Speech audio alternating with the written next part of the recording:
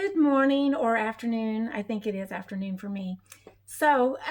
Just wanted to know how everybody's Easter went. I had, we tried some new things at our church and trying to make our online service a little bit more inclusive and adding some more elements to our worship. And so it was kind of exciting. Something different that I did this past week.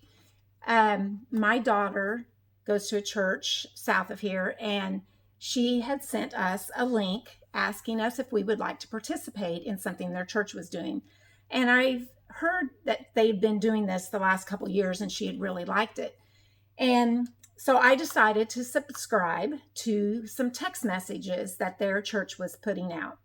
And all week long, I got a text every time an event in Jesus's life was happening, how it would have been during his last week of life.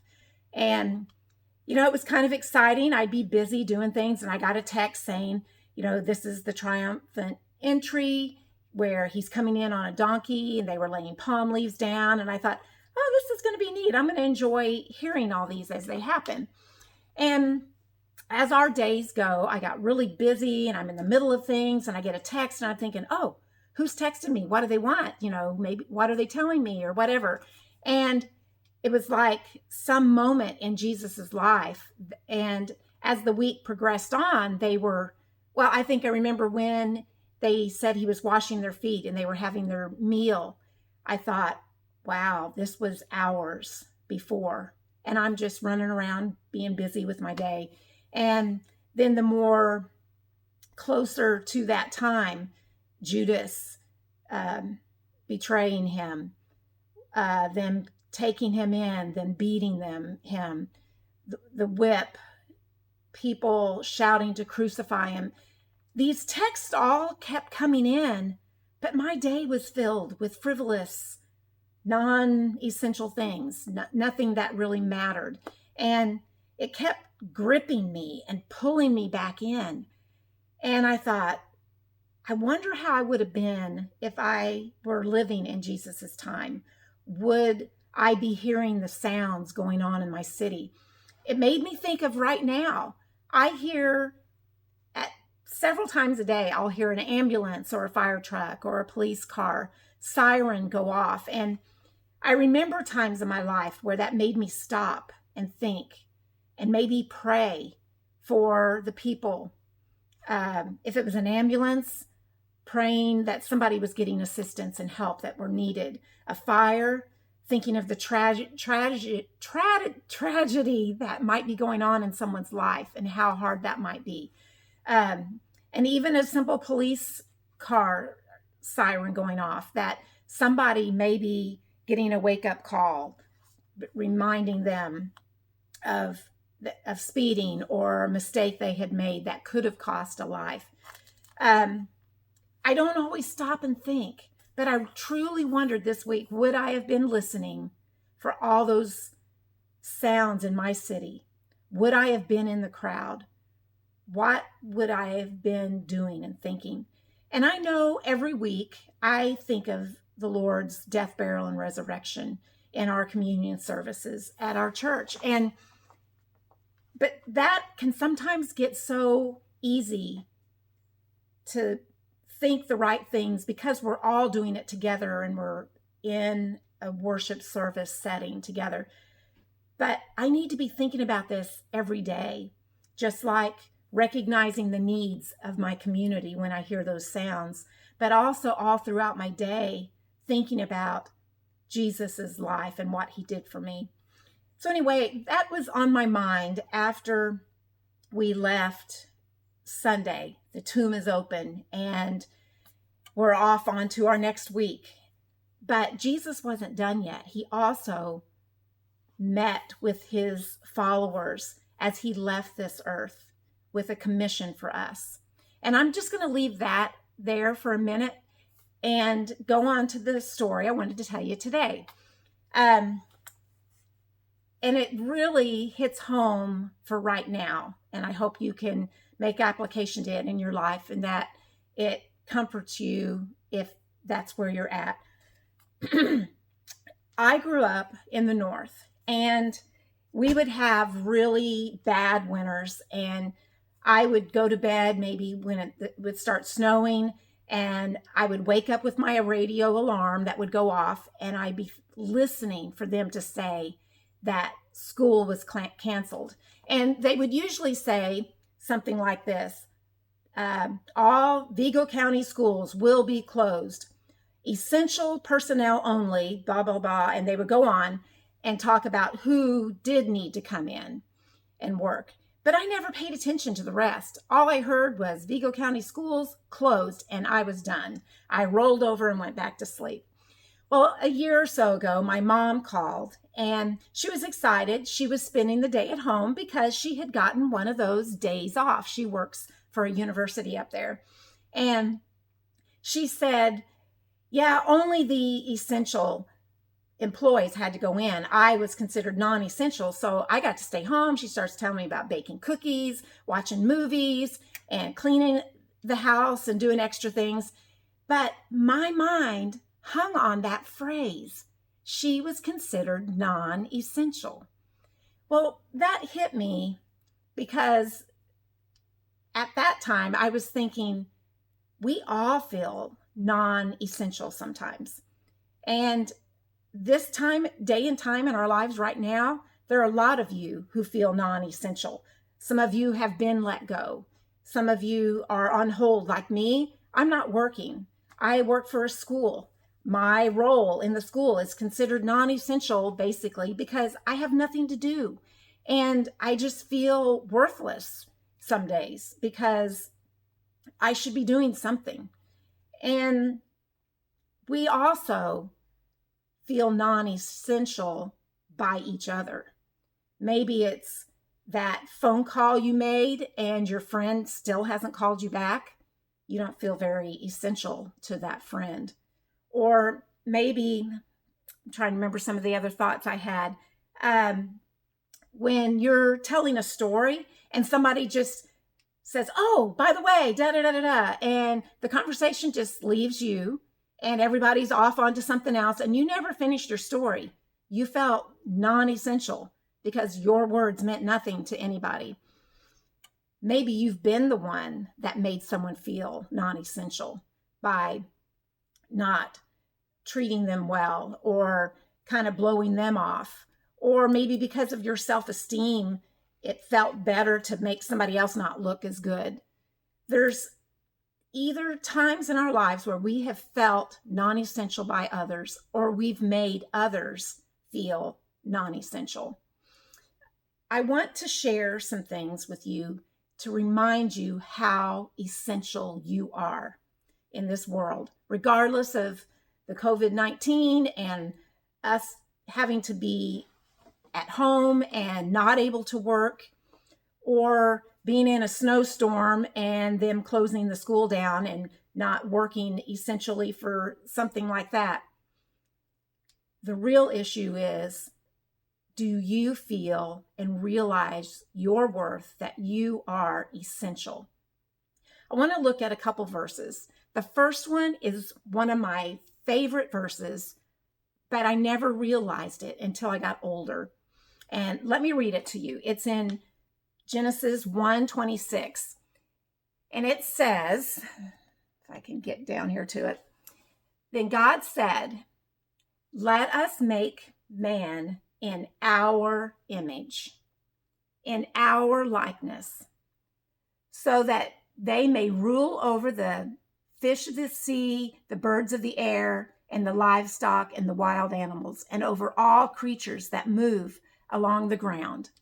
The first and most important part I want you to hear in this is, let us.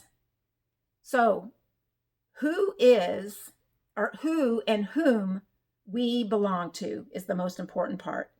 So who is it? He says us. Who is this us? God.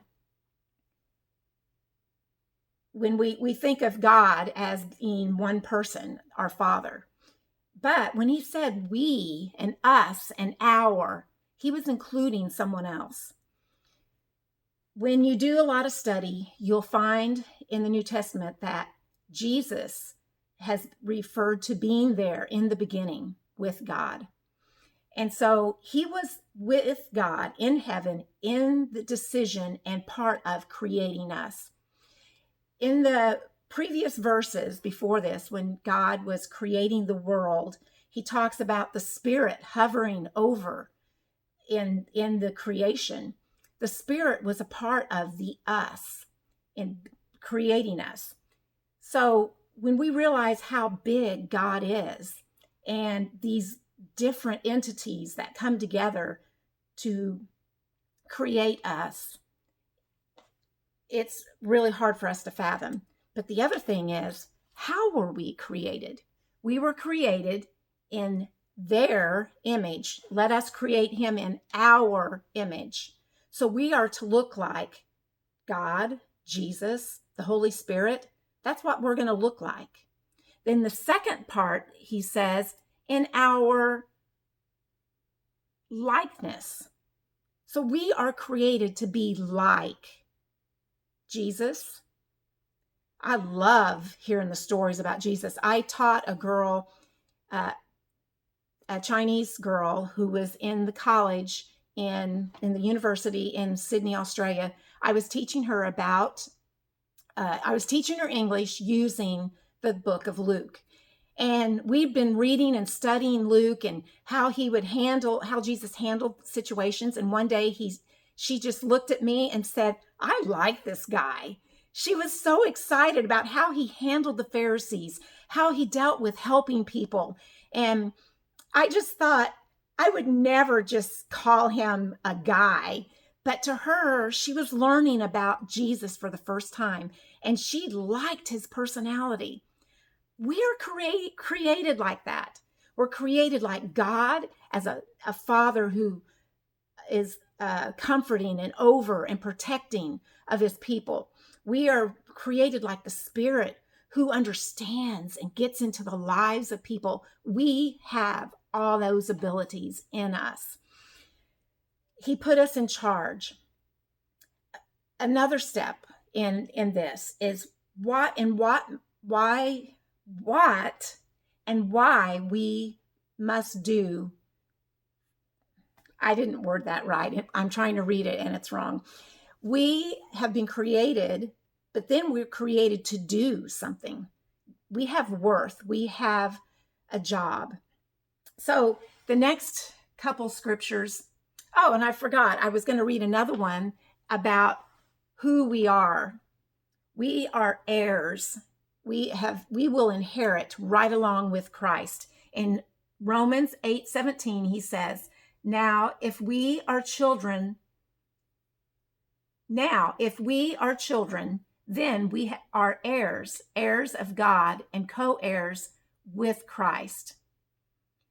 If indeed we share in his sufferings, in order that we may also share in his glory.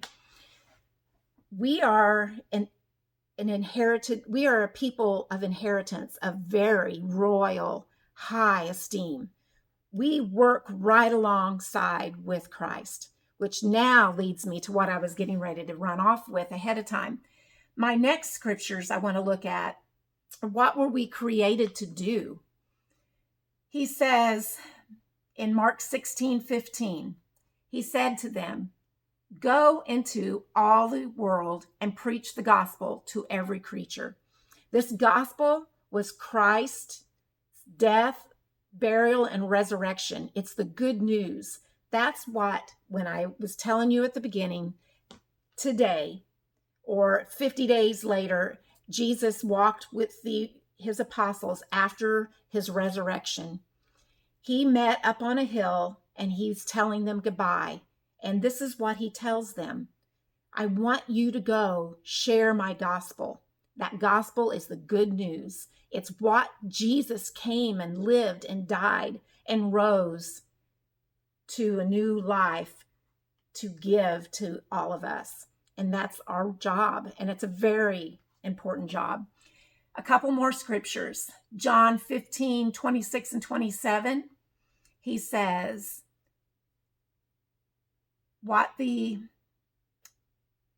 advocate, when the advocate comes, whom I will send to you from the Father, the Spirit of truth who goes out from the Father, he will testify about me, and you must testify to you and have been with me from the beginning. Those that had walked and been with him. I'm having a hard time reading that because it's on my computer, it's small print. I was trying to use my laptop, but my laptop decided not to turn on. So I'm standing at my computer doing this. So anyway, another scripture he says in Matthew 9:37 and 38. Then he said to his disciples, the harvest is plentiful, but the workers are few. And the Lord of the harvest, therefore, to send out workers into the harvest field. So he's telling them that this is their job. He's going to send them out. There's another few verses, and I'm probably getting too long in this video, but I will send this devotional in the link as well. So if you want to read it, you can. I want us to remember that we are very essential. God created us with such a great role to be like him. And when we may feel by others who treat us in some way, or maybe we've treated others to make them feel non-essential, just like so many of us feel right now during this time where we're all stuck in our homes, know that you are very essential by God. I love y'all, and I hope you're having a blessed day. Bye.